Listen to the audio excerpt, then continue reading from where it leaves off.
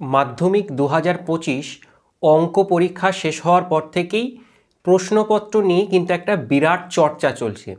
Facebook, WhatsApp, Instagram প্রভৃতি সমস্ত social প্ল্যাটফর্মে কিন্তু অঙ্কের প্রশ্ন নিয়ে বিরাট সমালোচনা হচ্ছে।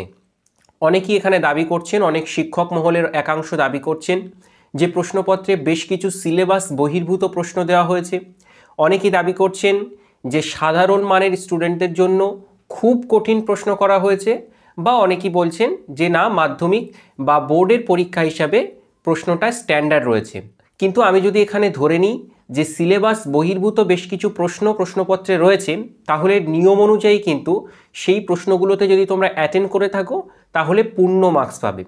সেই দিক থেকে বলতে গেলে এরকম প্রশ্ন কিন্তু দুটো আমরা প্রশ্নপত্রে পেয়েছি, যেগুলো তোমাদের সিলেবাসের বহির্ভূত। সুতরাং সেই অনুযায়ী যদি পর্ষদ এটা মেনে নেয় যে এটা সিলেবাস বহির্ভূত, তাহলে কিন্তু তোমরা প্রত্যেকেই অতিরিক্ত 6 নাম্বার পেয়ে যাবে যদি সেই প্রশ্ন দুটিতে অ্যাটেন্ড করে থাকো। এবার সেই প্রশ্নগুলি কি বা শিক্ষক মহলের কি দাবি, সবটা জানাবো আজকের ভিডিওতে। তাই প্রথম থেকে শেষ পর্যন্ত গোটা ভিডিওটি দেখো। ভালো লাগলে অবশ্যই লাইক করে দাও। যেহেতু ভিডিওটা খুব গুরুত্বপূর্ণ, তাই তোমার সকল বন্ধুবান্ধবদের মধ্যে শেয়ার করে দাও। আর এরকম নোটিশ, এরকম তথ্য সবার আগে পাওয়ার জন্য আমাদেরকে সাবস্ক্রাইব করে রেখে দাও। তাহলে তোমাদেরকে আমি একদম পুরো তথ্য সহকারে বুঝিয়ে বলি। তোমরা তোমাদের অঙ্ক প্রশ্নপত্রে দেখবে একটা প্রথমে সত্য মিথ্যা যে 3 দাগে রয়েছে, 3-এর একে একটা সত্য মিথ্যা রয়েছে। এটা আমি যে প্রশ্নপত্রটা পেয়েছি সেখানে 1 দাগে রয়েছে যে সংখ্যাগুরু মান ইজ ইকুয়াল টু 2 ইন্টু মধ্যমা মাইনাস 3 ইন্টু যৌগিক গড়। তোমার প্রশ্নপত্রে এটা কিন্তু 1 দাগে নাও থাকতে পারে, কারণ এবছর আমরা প্রশ্নপত্রে দেখছি যে প্রশ্ন সেম থাকছে কিন্তু দাগ নাম্বার ভিন্ন ভিন্ন থাকছে। মানে কি বলতো, আমার যে প্রশ্নটা, মানে আমার কাছে যে প্রশ্নটা রয়েছে সেটার 1-এর 1 দাগে যে প্রশ্নটা রয়েছে, তোমার কাছে যে প্রশ্নটা রয়েছে সেটাতে হয়তো 1-এর 3 দাগে সেই প্রশ্নটা রয়েছে। ফলত এটা হয়তো পর্ষদ এরকম একটা চেষ্টা করেছে যে ডিস্ট্রিক্ট ওয়াইজ একটা প্রশ্ন প্যাটার্ন ভাগ করে দিয়েছে, মানে প্রশ্নের সেট আপ। ফলত একটা ডিস্ট্রিক্ট থেকে যদি কোশ্চেন লিক হয় তাহলে অন্য ডিস্ট্রিক্টে গিয়ে সেই কোশ্চেন মিলবে না, বা এরকম টাইপের একটা কিছু করবার জন্য পর্ষদ এটা আর কি করেছে হয়তো। সেটা আমাদের আলোচনার বহির্ভূত। যে আলোচনাটা আমি করতে চাইছি সেটা হচ্ছে, তোমরা দেখবে 1 দাগে আমার এখানে রয়েছে, তোমাদের ওখানে 6-এর মধ্যেই থেকে যাবে, 1 2 3 4 5 6-এর মধ্যে যে প্রশ্নটা রয়েছে সংখ্যাগুরু মান ইজ ইকুয়াল টু 2 ইন্টু মধ্যমা মাইনাস 3 ইন্টু যৌগিক গড়। এই প্রশ্নটা রয়েছে, এটা সত্য কিনা মিথ্যা তোমাকে লিখতে বলা হয়েছে।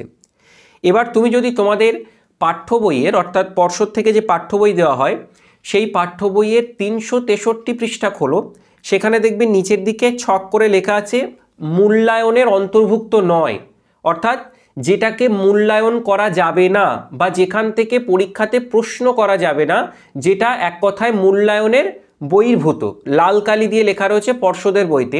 সেখানে কিন্তু এই কথাটা লেখা রয়েছে, আমি তোমাকে পড়ে শোনাচ্ছি, স্ক্রিনের উপরে তোমরা দেখে নাও। যৌগিক গড় কমা দিয়ে লেখা আছে মধ্যমা ও সংখ্যাগুরু মানের মধ্যে বিশেষ ক্ষেত্রে একটি প্রায়োগিক সম্পর্ক রয়েছে, সেটি হলো যৌগিক গড় মাইনাস সংখ্যাগুরু মান ইজ ইকুয়াল টু 3 ইন্টু যৌগিক গড় মাইনাস মধ্যমা। অতএব সংখ্যাগুরু মান ইজ ইকুয়াল টু 3 ইন্টু মধ্যমা মাইনাস 2 ইন্টু যৌগিক গড়। এটা কিন্তু পরিষ্কারভাবে তোমাদের গণিত প্রকাশ বইয়ের পৃষ্ঠা নাম্বার 363-তে রয়েছে, এবং উপরে লাল কালি দিয়ে হেডিং করা আছে সিলেবাস এই আর কি মূল্যায়নের অন্তর্ভুক্ত নয়। সুতরাং এখান থেকে কিন্তু প্রশ্ন করাটা আপাত দৃষ্টিতে মনে হলো যে সিলেবাসের বহির্ভূত।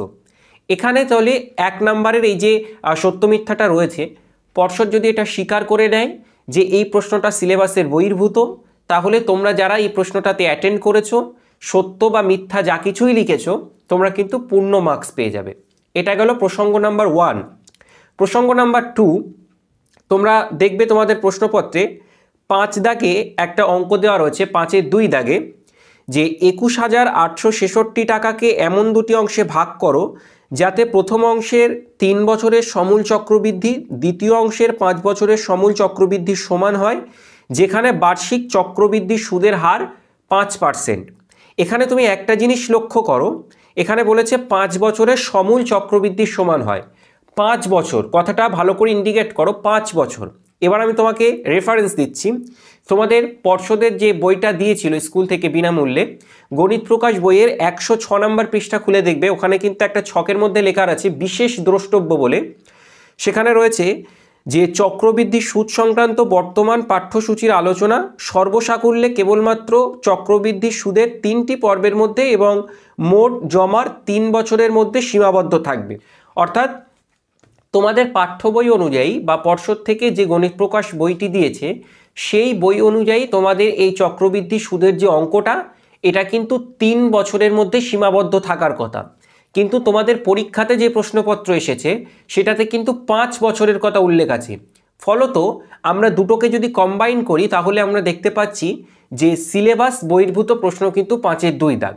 এটাতে 5 নাম্বার রয়েছে বরাদ্দ আর কি নাম্বার। তাই পর্ষদ যদি এটা স্বীকার করে নেয় বা এটা মেনে নেয় যে এটা সিলেবাস বহির্ভূত প্রশ্ন, তাহলে এখানেও কিন্তু তোমরা যদি অঙ্কটা অ্যাটেন্ড করে থাকো পূর্ণ মার্কস পেয়ে যাবে। অঙ্কটা অনেক শিক্ষক বলছেন যে অঙ্কটা সোজা, আমিও মেনে নিচ্ছি অঙ্কটা সোজা, অরিজিনালি সোজা। কিন্তু যেহেতু তোমাদের বইতে দেওয়া রয়েছে যে এটা আর কি তোমাদের 3 বছর পর্যন্ত তোমাদের সিলেবাসে রয়েছে, 3 বছরের ঊর্ধ্বে গেলে নিঃসন্দেহে সেটা সিলেবাস বহির্ভূত। তবে এখানে প্রশ্ন হলো, মাধ্যমিকের মতো এত বড় একটা বোর্ড এক্সাম যার প্রশ্নপত্র কয়েকবার চেক করে তারপর আর কি প্রিন্ট করা হয়, বা একাধিক কোশ্চেন সেট আপ যারা করেন তারা কিন্তু একাধিক ব্যক্তিবর্গ বা একাধিক টিচার মিলে এই প্রশ্নপত্র সেট আপ করেন। অতিরিক্ত সুরক্ষা কবচ সত্ত্বেও বা অতিরিক্ত নজরদারি সত্ত্বেও প্রশ্নপত্রে প্রতি বছরই কোনো না কোনো ভুল আমাদের নজরে আসে। কোনো বছর দেখা যায় গণিত প্রশ্নপত্রে গ্রাফ আছে, গ্রাফ পর্যন্ত পর্ষদ থেকে প্রোভাইড করা হয় না। কোনো বছর দেখা যাচ্ছে সিলেবাস বহির্ভূত প্রশ্ন। তো এই সব দিক থেকে কিন্তু পর্ষদের একটা প্রশ্নের মুখে পড়তেই হবে। এখন পর্ষদ উত্তরপত্র কি দেবে এটা কিন্তু আমাদের সকলের নজরে থাকবে। তবে এতটুকু বলতে পারি, আমাদের ট্রেন্ডস অনুযায়ী বা বিভিন্ন শিক্ষকের পরামর্শ অনুযায়ী এতটুকু বলাই যায়, এই প্রশ্ন দুটো কিন্তু সিলেবাসের বহির্ভূত। ফলত পর্ষদ যদি মেনে নেয়, নিঃসন্দেহে তোমরা যারা এই প্রশ্ন দুটোতে অ্যাটেন্ড করেছো তারা অতি অবশ্যই 6 নাম্বার অতিরিক্ত পেয়ে যাবে। এবার আমার এখানে পরামর্শ হলো, যাদের পরীক্ষা খারাপ হয়েছে বা ভালো হয়েছে এ নিয়ে আর চিন্তা করার প্রয়োজন নেই। আগামীতে তোমাদের ইতিহাস, ভূগোল এবং আরও দুটো সায়েন্সের সাবজেক্ট জীবনবিজ্ঞান এবং ভৌতবিজ্ঞান, এই দুটো পরীক্ষা বাকি রয়েছে, 4টি পরীক্ষা মোট, সেই দিকে একটু ফোকাস করো। আগামীকাল তোমাদের জন্য ইতিহাসের লাস্ট মিনিট সাজেশন আমাদের চ্যানেলে পোস্ট করা হবে, নজর রেখো। আর অতি অবশ্যই সমস্ত তথ্য পাওয়ার জন্য আমাদের হোয়াটসঅ্যাপ চ্যানেলে যুক্ত হয়ে যাও। লিঙ্ক আমি ভিডিওর কমেন্ট সেকশন এবং ডেসক্রিপশন বক্সে দিয়ে রাখবো, সেখানে ক্লিক করে অবশ্যই আমাদের হোয়াটসঅ্যাপ চ্যানেলে যুক্ত হয়ে যাও। আর এই প্রশ্নপত্র নিয়ে তোমার যদি কোনো ব্যক্তিগত মতামত থাকে অবশ্যই কমেন্ট সেকশনে লিখে জানিও। আমরা একাধিক শিক্ষকের সঙ্গে পরামর্শ করে তবে পরেই তোমাদের বিষয়টাকে কিন্তু জানিয়েছি। যাই হোক, আজকের ভিডিও এখানে শেষ করছি। দেখা হচ্ছে আগামীকাল ইতিহাসের 4 নাম্বার ও 8 নাম্বার মানের লাস্ট মিনিট সাজেশন নিয়ে। ভালো থেকো সবাই।